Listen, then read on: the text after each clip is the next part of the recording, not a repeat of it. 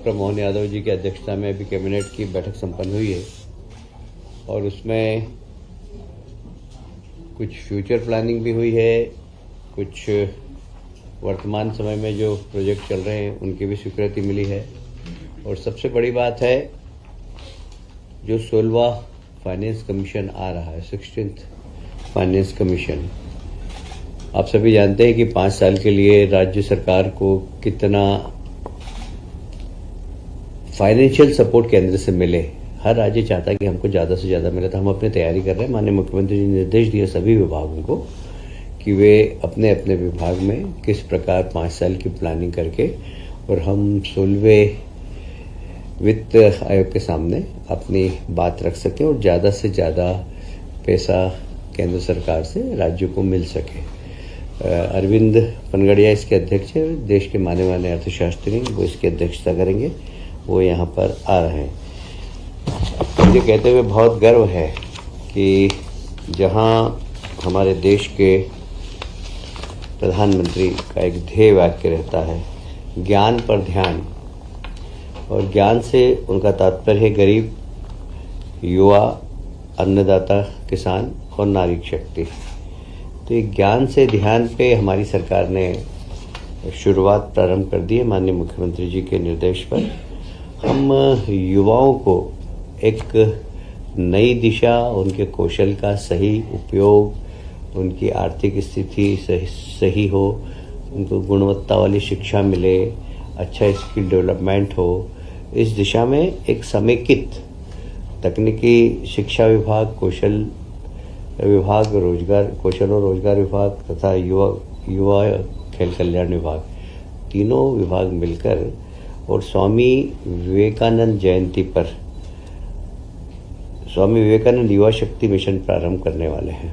इसका उद्देश्य होगा युवा का सर्वांगीण विकास, शिक्षा के क्षेत्र में भी युवा आगे बढ़े, कौशल के क्षेत्र में भी युवा आगे बढ़े और वो रोजगार से कैसे जल्दी से जल्दी जुड़े। जैसे हमारे माननीय प्रधानमंत्री जी का मिशन है नई शिक्षा नीति के माध्यम से कि शिक्षा रोजगार देने वाली हो और हमारा युवा भी रोजगार देने वाला बने।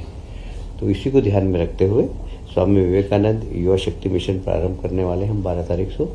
इसमें सभी विभागों से बाकी इसके सदस्य रहेंगे, पर मूल रूप से तकनीकी शिक्षा, कौशल विभाग, रोजगार विभाग और युवा कल्याण विभाग इसको हेड करेंगे और ये सब मिलकर और सब विभागों से तालमेल करके हम सिर्फ युवाओं को फोकस करेंगे।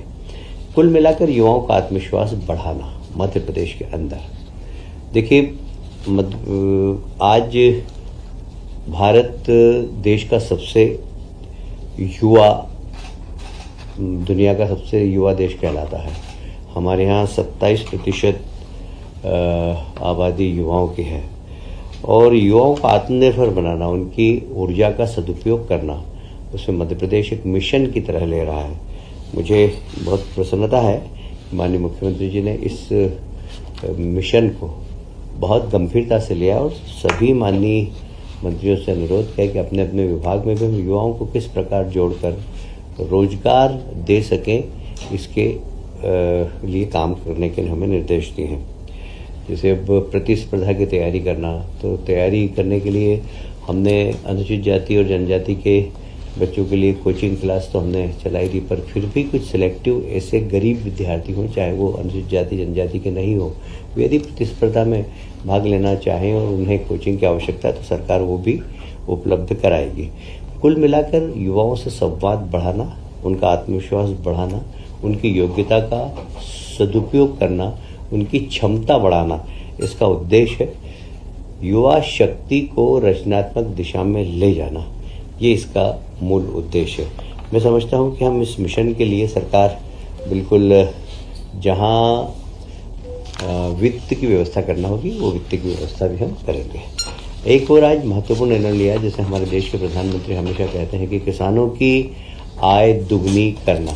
तो किसानों से संबंधित जितने भी उपक्रम है, चाहे वो दूध उत्पादन का हो, चाहे मछली उत्पादन का हो, इन सब को हम कैसे वृद्धि कर सके। एक बहुत ही क्रांतिकारी निर्णय मध्य प्रदेश की सरकार ने लिया है। Madhya Pradesh state cooperative dairy federation और राष्ट्रीय डेयरी विकास बोर्ड, इसके बीच में एक अनुबंध हम कर रहे हैं और सारी दूध के उत्पादन, दूध का परिवहन, दूध का चिलिंग, दूध की प्रोसेसिंग, दूध की पैकिंग और मार्केटिंग, ये सब अभी किसान करता है। अभी हमारे यहाँ दूध डेयरी भी है और निश्चित रूप से जिस क्षमता के साथ चलना चाहिए उस क्षमता के साथ नहीं चल पा रही है।